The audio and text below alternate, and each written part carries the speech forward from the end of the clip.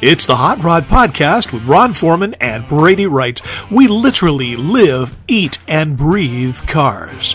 Thanks for joining us on the podcast today. Make sure that you hit the subscribe and the like button, mash the notifications on so that you'll know every time we put a new show together and bring it to you here on YouTube. Time to get going. Let's see what's happening this week. Back with another episode of the Hot Rod Podcast. This is show 26, I believe, and we got kind of a cool couple of guests tonight. Charlie and Dave Maxwell. Charlie and Dave Maxwell. Dave is the big cheese of the Comancheros Kart Club out of Kellogg. Dave lives in Post Falls, but he and I have been talking for a while. His dad, Charlie, is one of the kind of beginning figures with Harold LeMay in getting the LeMay Collection and the collection at Marymount set up. He bought cars with Harold LeMay, bought cars for Harold LeMay. They traveled all over the country finding some of those things back in the day. And I got a trusted partner. Yeah, trusted partner. I got kind of like you, Brady. You trusted partner. Yeah, sorta. But I got a feeling it's going to be a pretty good show. Anyway, they're in the ready room, so let's do this message and we'll bring them in and see what they got to say. The Hot Rod Podcast is sponsored by the Idaho Hot Rod Hall of Fame, a nonprofit organization that recognizes and rewards men and women who actively promote the hot rod community, clubs, and builders all over the state of Idaho. Every year we award a Hot Rodder of the Year, a Club of the Year, and a Young Rodder of the Year, as well as giving out scholarship money to students in the auto trades programs at local colleges. If you want to know more, or if you want to nominate an honoree, go to idahof.org or email us at idahof@gmail.com. That's idahof, IDAHHOF.org, or again, idahof@gmail.com. So it's Brady Wright and Ron Foreman. This is the Hot Rod Podcast, show number 26. And with us tonight are a couple of fairly interesting Maxwell fellows. The guy with the neon clock behind him, because I don't know what order your screen is going to show this, that's Dave Maxwell, and Dave is the big cheese with the Comancheros Kart Club in Kellogg, and I'm glad to have you with us, Dave. Dave and I have kind of been familiar because he comes to our Cars and Coffee over here at part of the Rat Bastards in the Idaho Hot Rod Hall of Fame.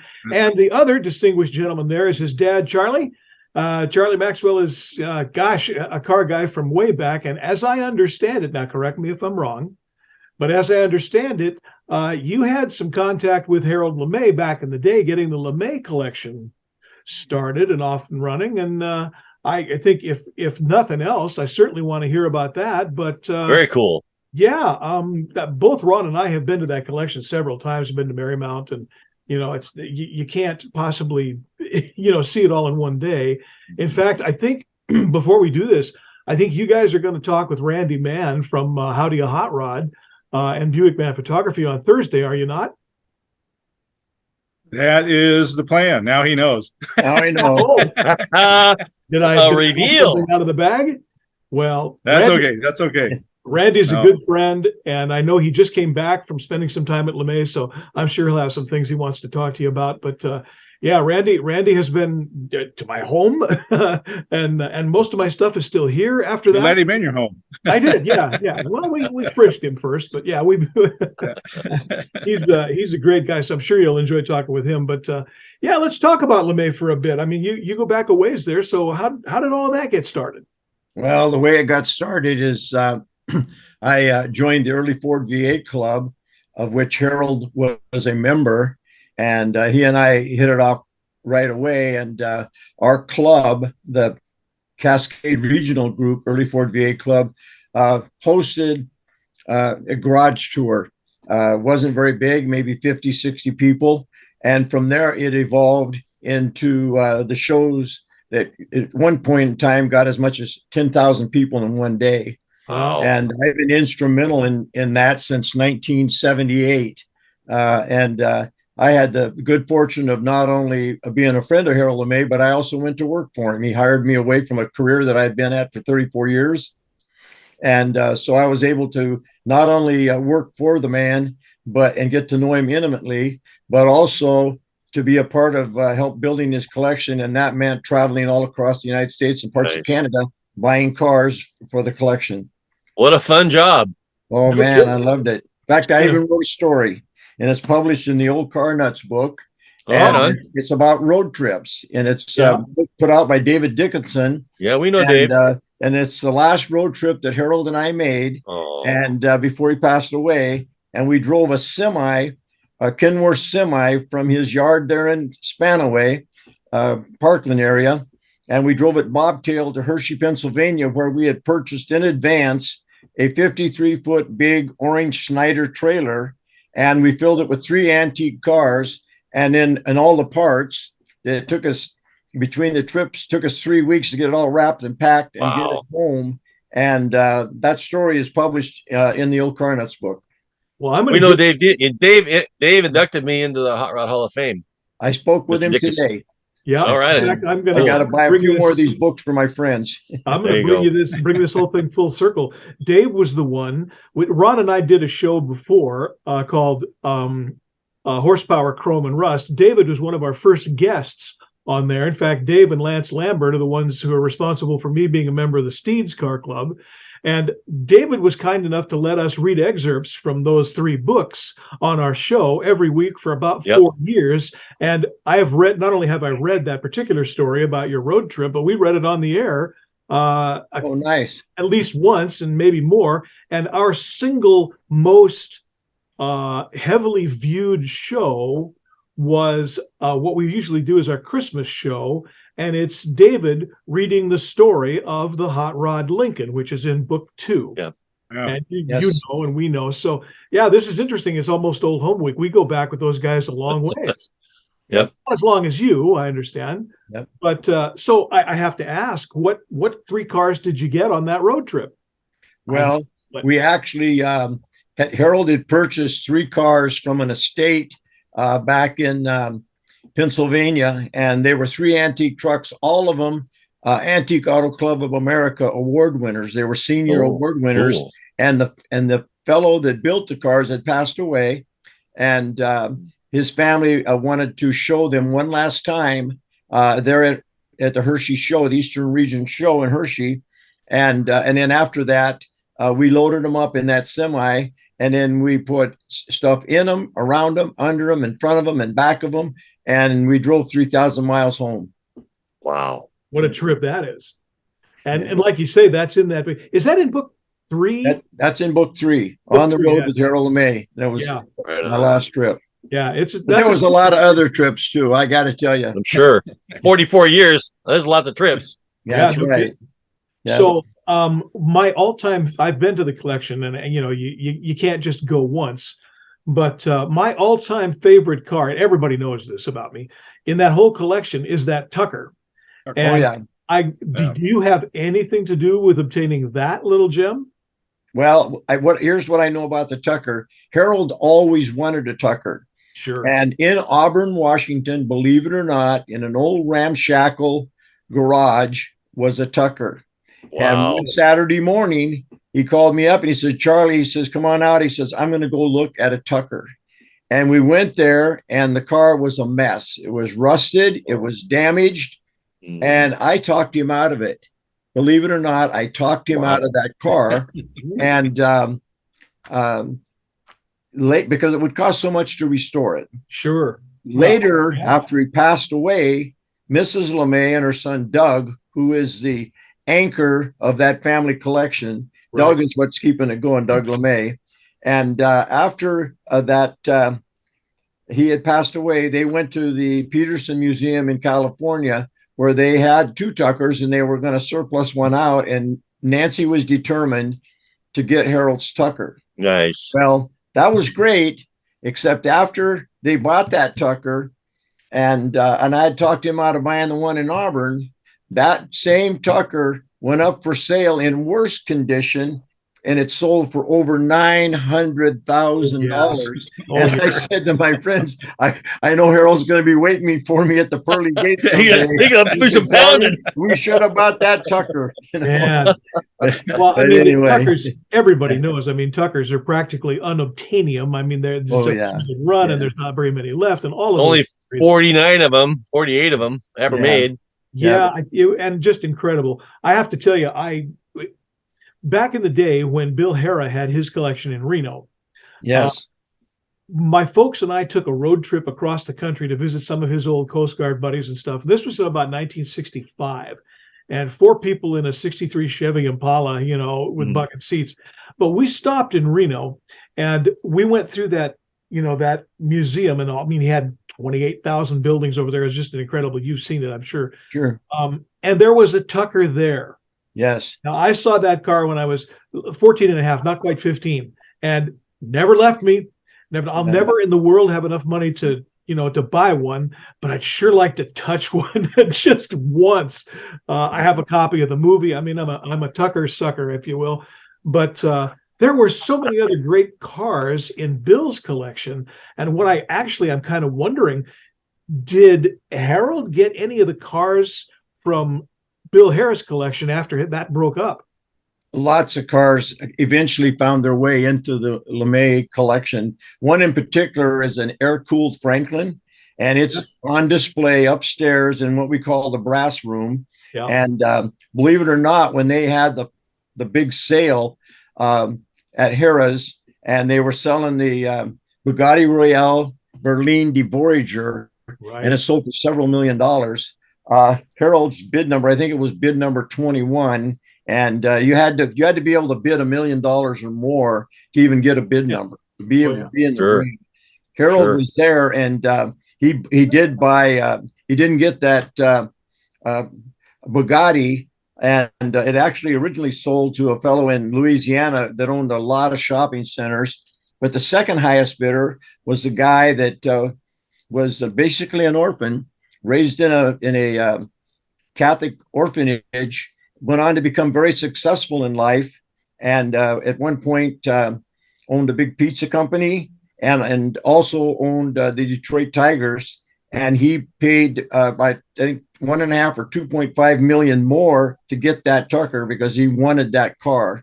Yeah. And the good story is that since then he's been selling off his cars to support education for orphan boys and girls. Nice. So there's some good stories out there. Cool.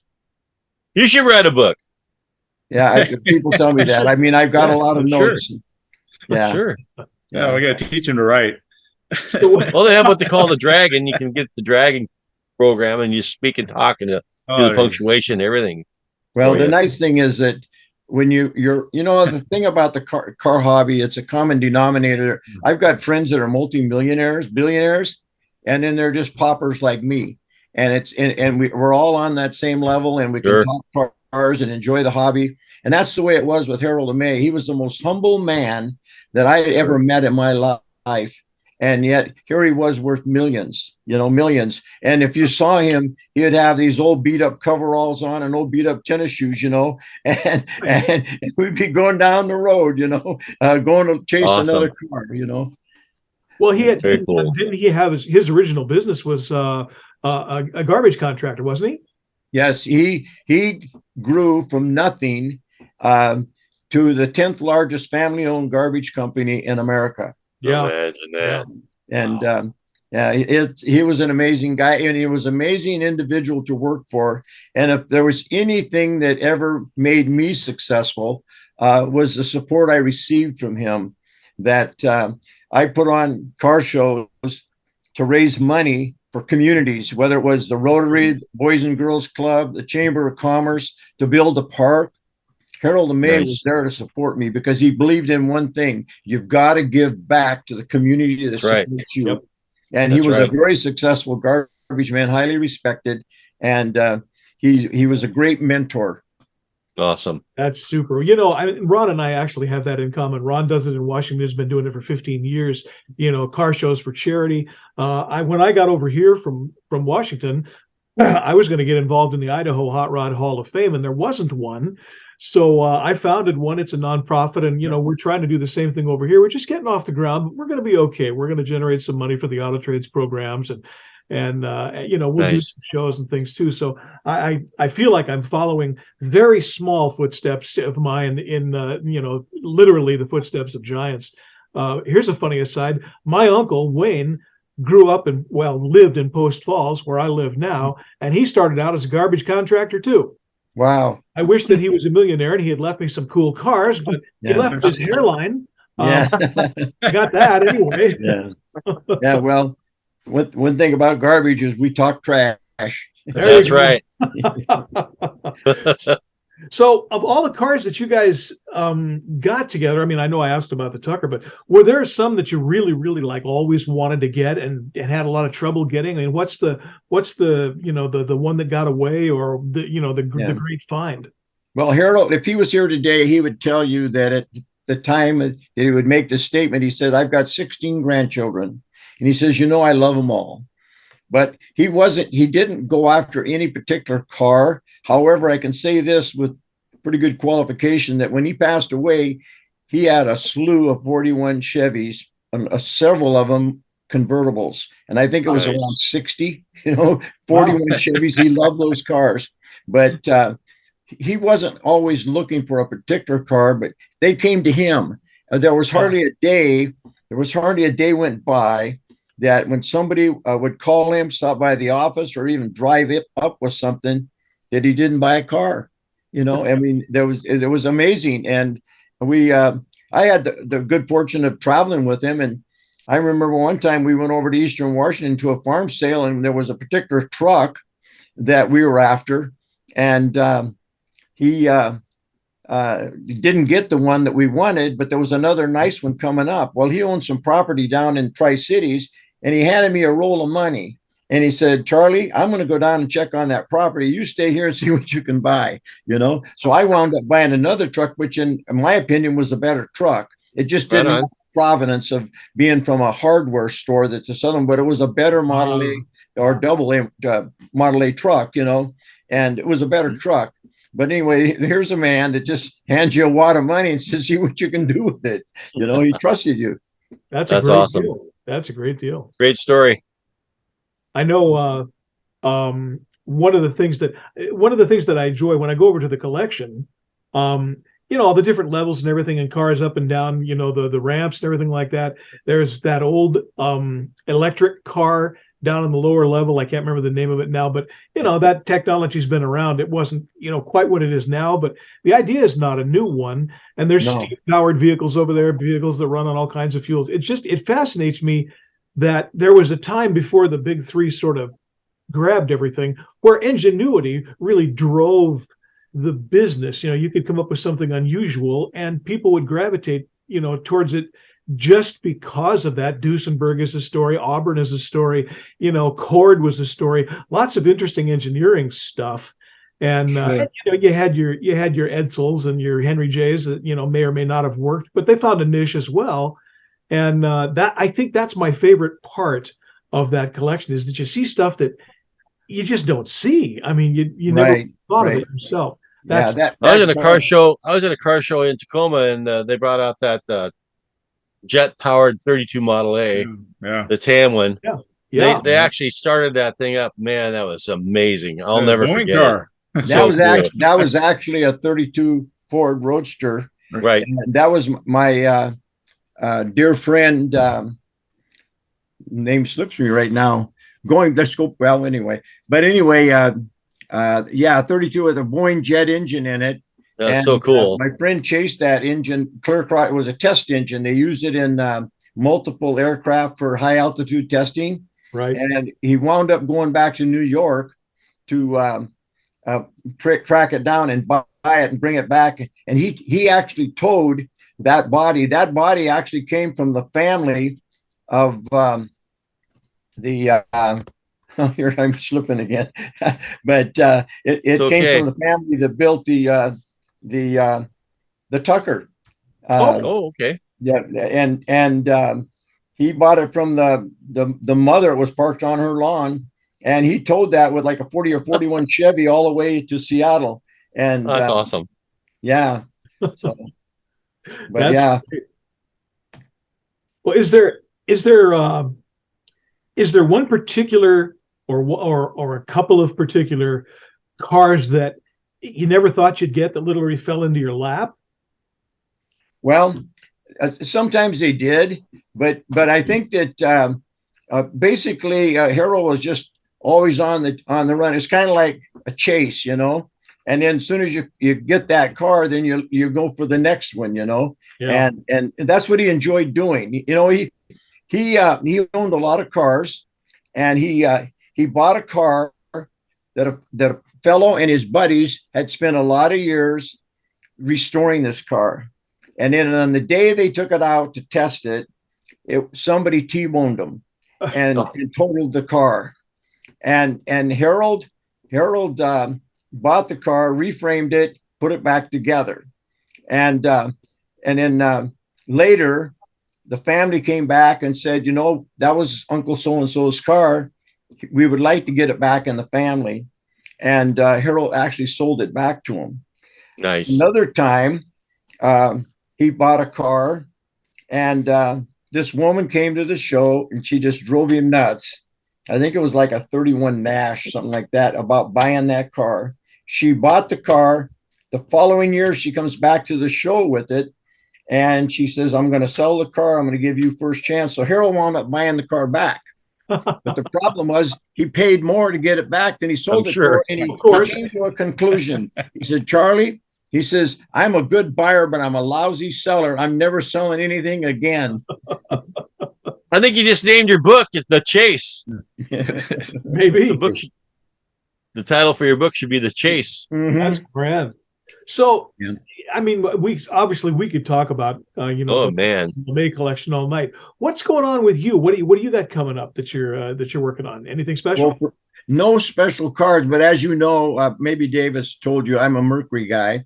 And when I was young, I didn't have much money, but all my older buddies, you know how you always hang around the older guys and you're always looking at the cars, and they always had the best cars and the cutest girls.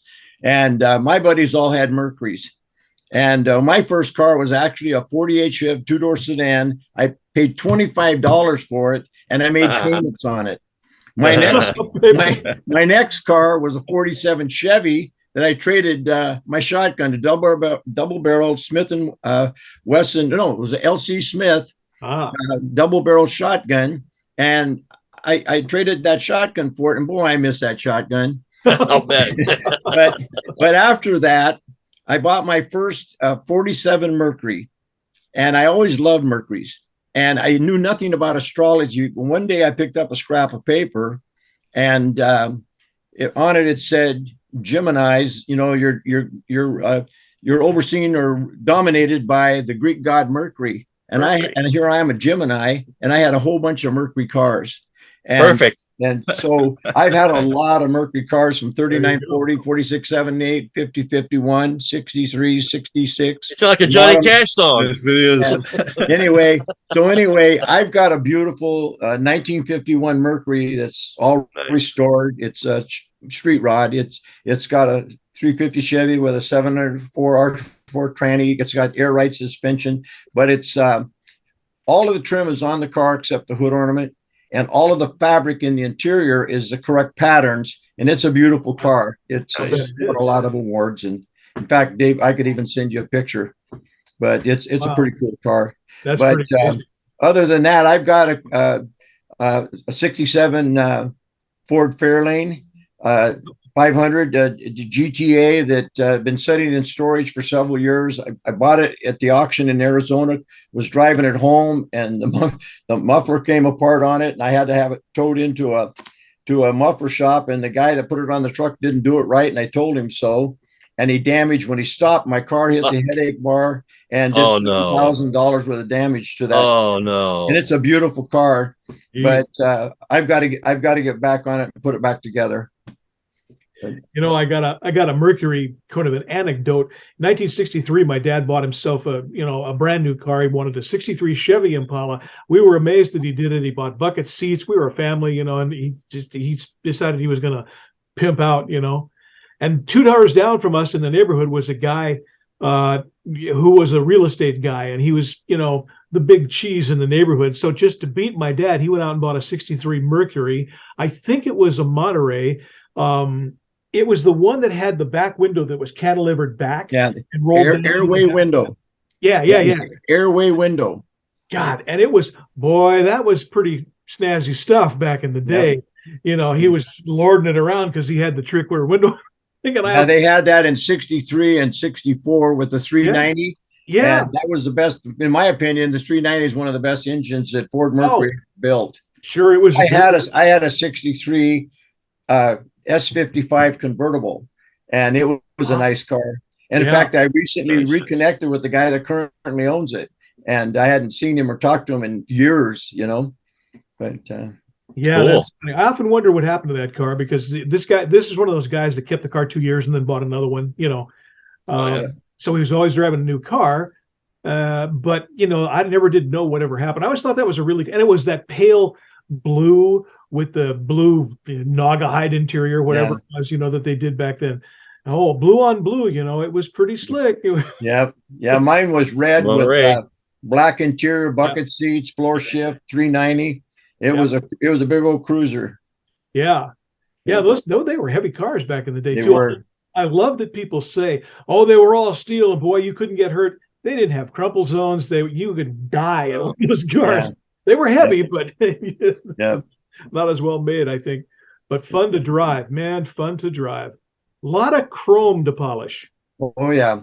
As a kid, that was my job. Was polishing the chrome. Sure. Dad says, "Well, it might need to be turned around because the hose is short. Dad, can I borrow the keys to just turn it around?" And Sure.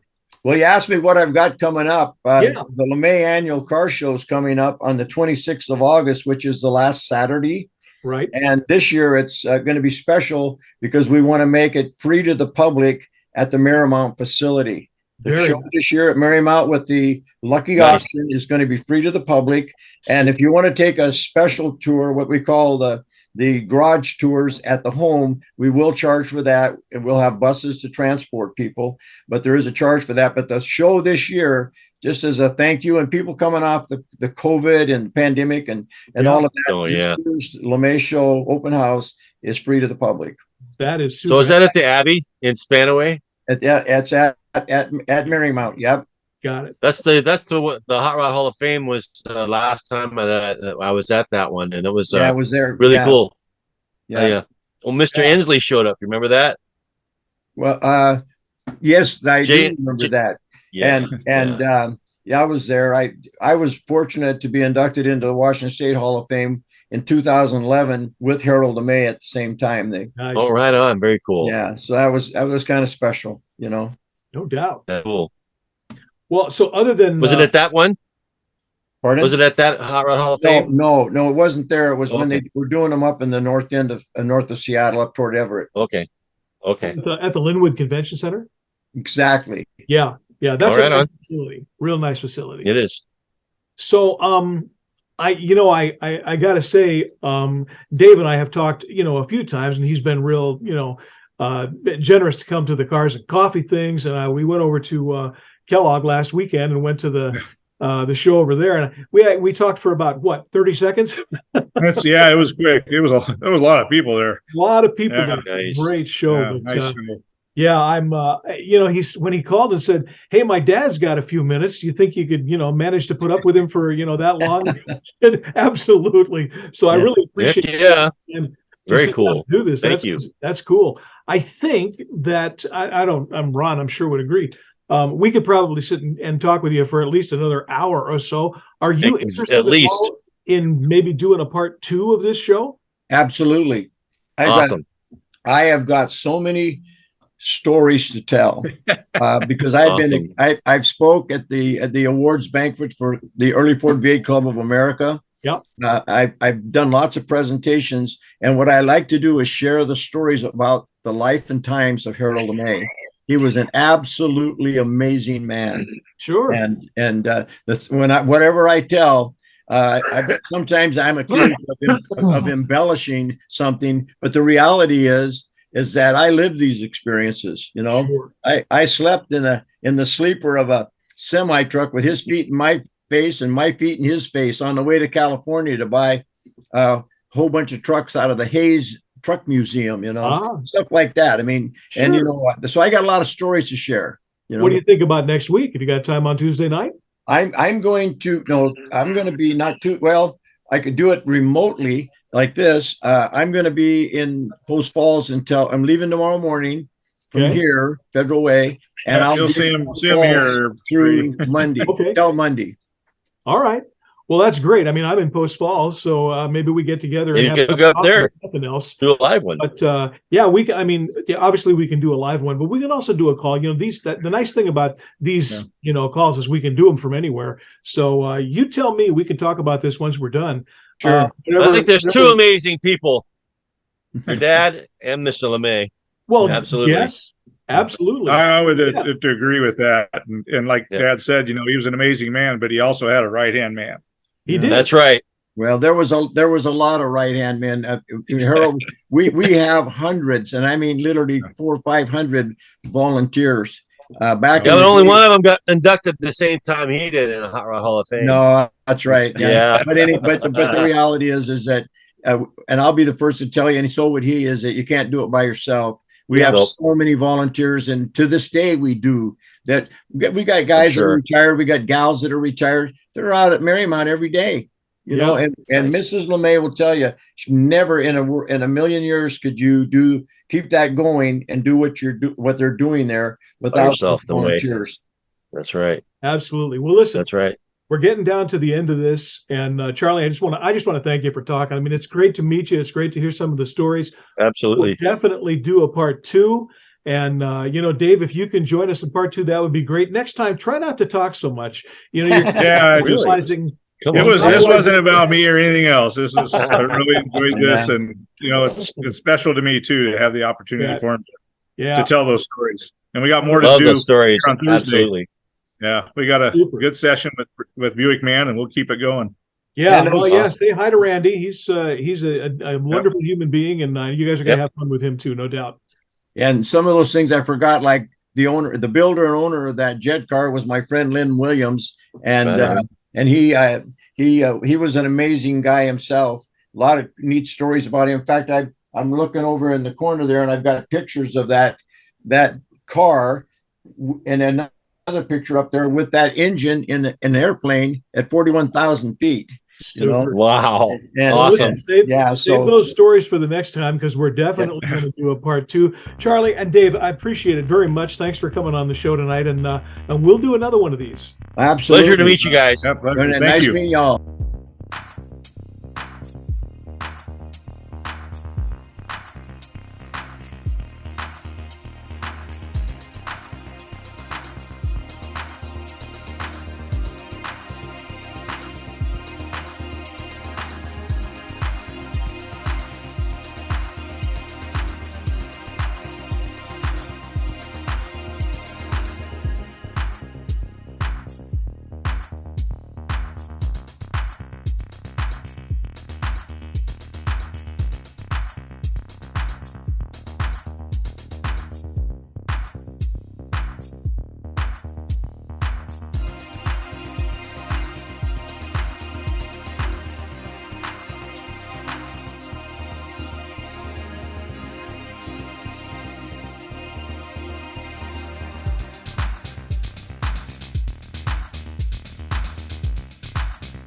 Into cars. You love a good time, and you'd rather build it than buy it. You just might love the Rat Bastards.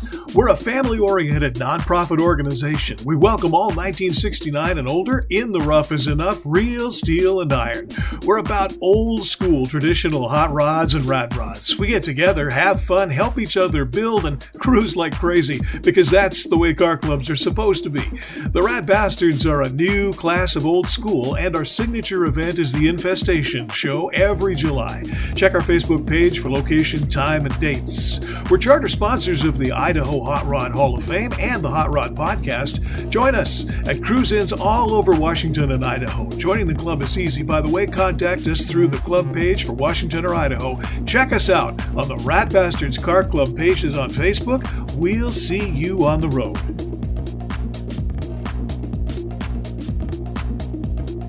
What a great stories, man. He's got some great stories. Stories. Wow. Lots of stories. Very cool.